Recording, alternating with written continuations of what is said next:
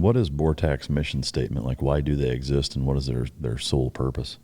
So initially, it was stood up in 1984 to help like combat some like rioting stuff and some unrest in like some prisons and stuff like that. But it quickly evolved into what it is today, and now it's the mission statement. And I should have, I guess, done my homework and like memorized that. I'm probably gonna get. I mean, even if it's just general. But no, we do. It's a lot of, you do a lot of regular Border Patrol stuff, but then you're serving high risk, warrants for, there's alien smuggling, drug smuggling, vehicle interdictions, and then you're supporting a lot of other agencies, like marshals and what's that? Like U.S. Marshals and a lot with. Like for us locally, you support the DPS, some of the other 3 other agencies and stuff like that. Yeah. But I don't know where I was going with that, but I guess like let's say the fucking president shows up and he's like, "Oh, hey, what do you guys do?" Like, what would you tell him? Okay, yeah. So so we do dig pros for a lot of the dignitaries that come in. One of the coolest things I got to do was I was on the QRF on a Black Hawk for Trump when he came in to visit Yuma. Oh, no shit. So we were sitting there. I got some pretty cool pictures. Sitting there on the side of the Black Hawk, just flying around overhead. In case shit popped off. And when Pence would come in town, we'd spearhead his response and stuff like that. So doing some of that, dig pro stuff. And then, we'll also do some protection details for, if there's threats on people and stuff like that. Yeah. From I guess like an operational standpoint, I know you said you guys do normal Border Patrol stuff, but is there, like when you're working with other agencies, is there kind of a rhyme or reason to, I guess going back to that mission statement, like, are you doing a lot of raids? Are you combating, is it mostly drugs and human trafficking, or is there more to it than that? It's most, a lot of the, if there's, if the risk is elevated, then, we'll get the call on that stuff, So what would be an example of that? Active shooters, we had 2 active shooters,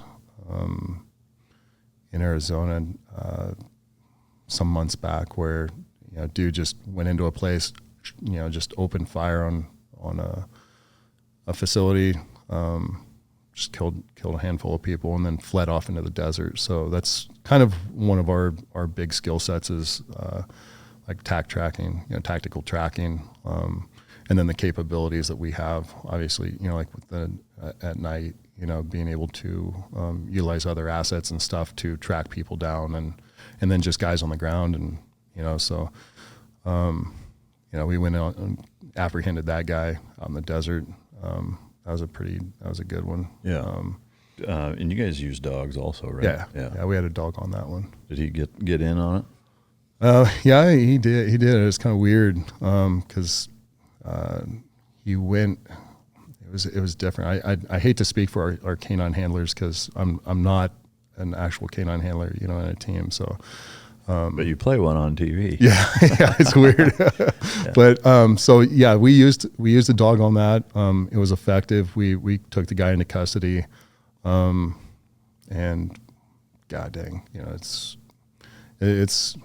you're glad that those things end, but man, it just hits home, that, at the end of something like that, that you take this guy into custody and then you're like, you're just, you do your job, but God, you're so pissed because, the guy just got done killing, a handful of people and there's a bunch of other backstory to it too, but just bad dudes. But so this was like a normal law enforcement application though, right? It wasn't, was he an illegal?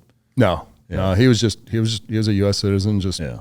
But we get called for a lot of that stuff just from other agencies because you're there and there's a lot of agencies that don't have the training equipment, capabilities, assets that we have. So we get tasked with a lot of that stuff. Yeah.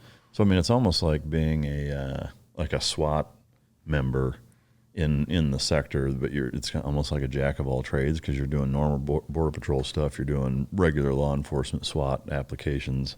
It's kind of a mixed bag, huh? Yeah. No, it's you're still doing, we're still responsible for all of our border patrol stuff, but then you do get calls to support and do some of that stuff. So is the BORTAC tab and capability a collateral duty the way SWAT is, if it's not a full-time thing? Like, so cops that are also on the SWAT team, is that kind of how it's broken down? No, it's for us.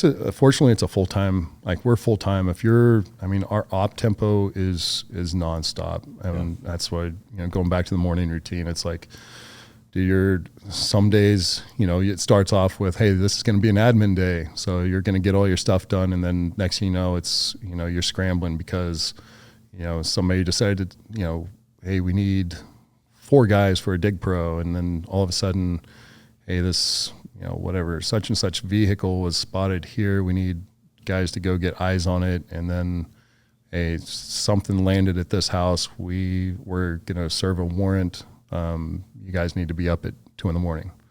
So your day is just like, my day changes sometimes up to 3 times a day. Yeah. Like what you thought it was going to be. Yeah. And it's, that's one of the big challenges, man, is just bouncing around. Yeah. What is your schedule like in terms of days on, days off?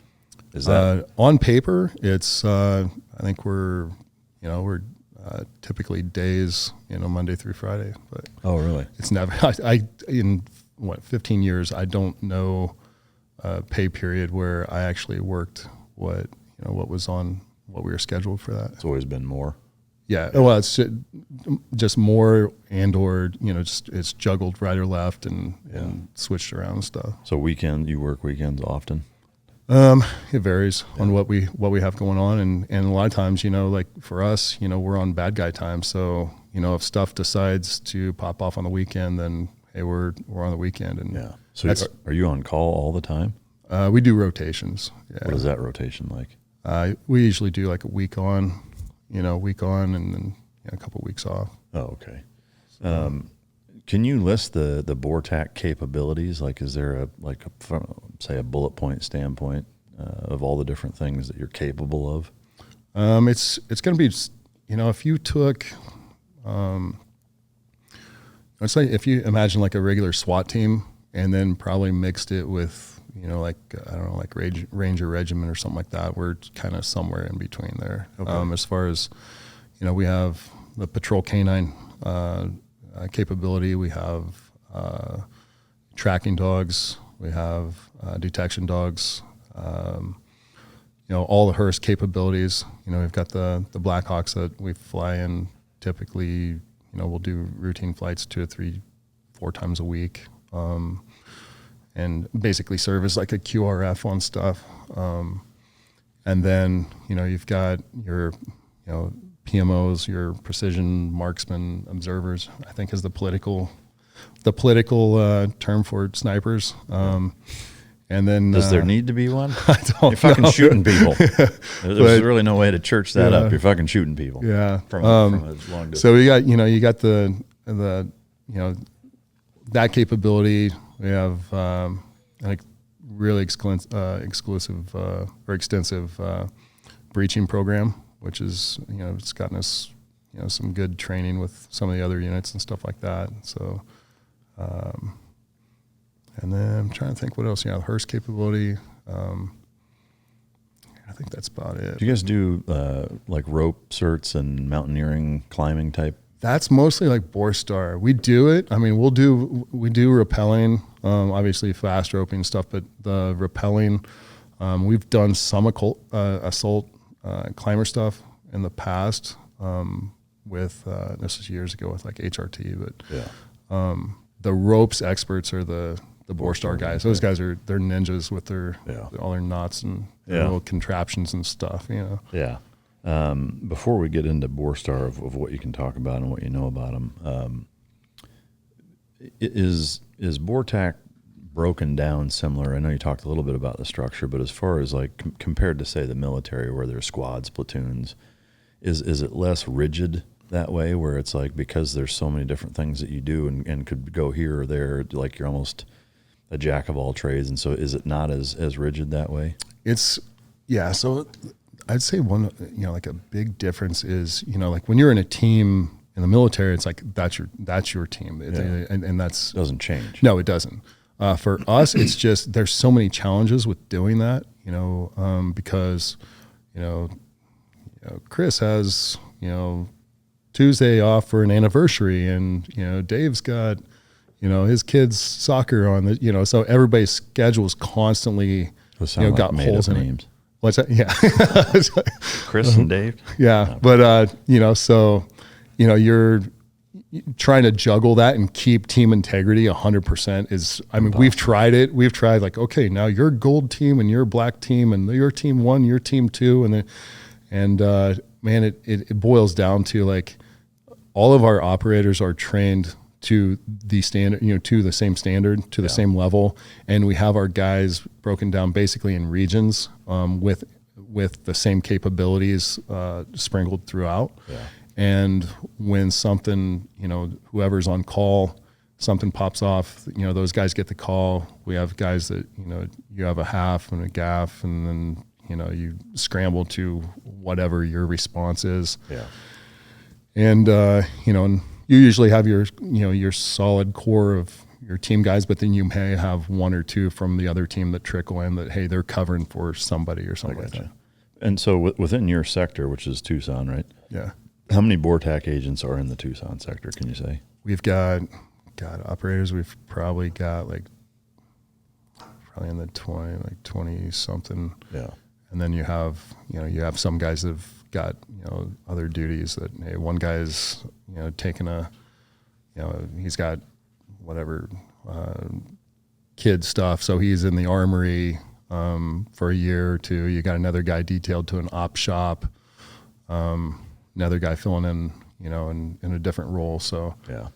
I mean, so ultimately it's a very small unit though. So you guys, that group of 20 or so is super tight, I assume. Yeah. Like you guys know each other as much as a platoon would in the military. Yeah, it's close, and dudes, of course it's different now, man. Like when you start out, you have your young guys, you're all starting out together, so you have similar experiences. Your families are all the same age and stuff like that, and it's like, and then time flies, and now I'm looking around, and I'm like, I'm the old crusty dude in there, and it's like, these guys are starting to have babies, and you're just like, damn, I blinked and now I'm one of the old dudes, you know? Man, I know it.